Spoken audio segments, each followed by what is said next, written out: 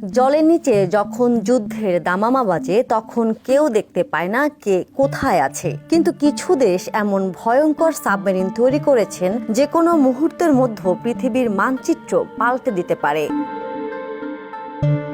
সামরিক সক্ষমতার নিরিখে প্রতি বছর বিশ্বের দেশগুলোর র্যাঙ্কিং প্রকাশকারী ওয়েবসাইট গ্লোবাল ফায়ার পাওয়ার বলছে 2025 সালের বিশ্বের 42টি দেশের কাছে সাবমেরিন রয়েছে। তার মধ্যে যুক্তরাষ্ট্র, রাশিয়া, চীন, ইরান ও জাপান এই প্রথম 5টি দেশের কাছে সবচেয়ে বেশি সাবমেরিন রয়েছে।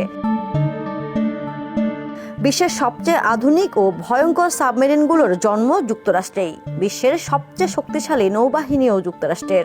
গ্লোবাল ফায়ার পাওয়ার জানিয়েছে 2025 সালে যুক্তরাষ্ট্রের নৌবহরে রয়েছে 70টি সাবমেরিন। তাদের এই সাবমেরিনগুলো নিউক্লিয়ার মিসাইল নিয়ে সাগর টহল দেয়। এগুলো এমন নিঃশব্দে চলতে পারে যেন সাগরের নিচেও কারো নিঃশ্বাস নেই।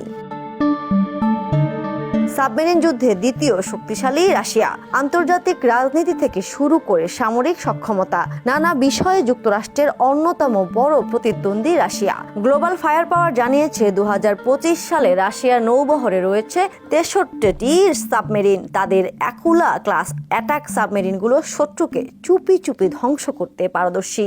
সেই সোভিয়েত যুগ থেকে রাশিয়া সাবমেরিন নিয়ে বিশাল গবেষণা করে আসছে। সামরিক সক্ষমতায় এশিয়ার দেশগুলোর মধ্যে সবচেয়ে এগিয়ে চীন। গ্লোবাল ফায়ার পাওয়ার জানিয়েছে 2025 সালে চীনের নৌবহরে রয়েছে 61টি সাবমেরিন, যার মধ্যে টাইপ 093 ও টাইপ 094 নিউক্লিয়ার সাবমেরিন অন্যতম। মধ্যপ্রাচ্যের দেশগুলোর মধ্যে সক্ষমতায় বেশ এগিয়ে ইরান। বিশ্ব বাণিজ্যের কৌশলগত গুরুত্বপূর্ণ নৌপথ হরমুজ প্রণালীর অবস্থান ইরানের ঠিক পাশেই। গ্লোবাল ফায়ার পাওয়ার জানিয়েছে 2025 সালে ইরানের নৌবহরে রয়েছে 25টি সাবমেরিন। জাপান যুদ্ধে বিমুখ জাতি হলেও প্রযুক্তির দিক দিয়ে জাপান কখনোই পিছিয়ে নেই। তাদের রয়েছে আধুনিক ডিজেল ইলেকট্রনিক সাবমেরিন সোরিও ক্লাস এবং নতুন প্রজন্মের তাইগি ক্লাস। গ্লোবাল ফায়ার পাওয়ার জানিয়েছে 2025 সালে জাপানের নৌবহরে রয়েছে 24টি সাবমেরিন।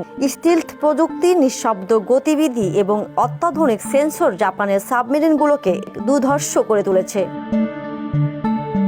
সাবমেরিন শুধু যুদ্ধের জন্য নয়, এটি একটি জাতীয় নিরাপত্তা ও স্ট্র্যাটেজিক ডিটারেন্স। তাই সাবমেরিন শক্তি মানে গভীর সমুদ্রের নীরব হুমকি। বর্তমানে যুক্তরাষ্ট্র, রাশিয়া, চীন ও ইরান এই নীরব যুদ্ধের শীর্ষ খেলোয়াড়।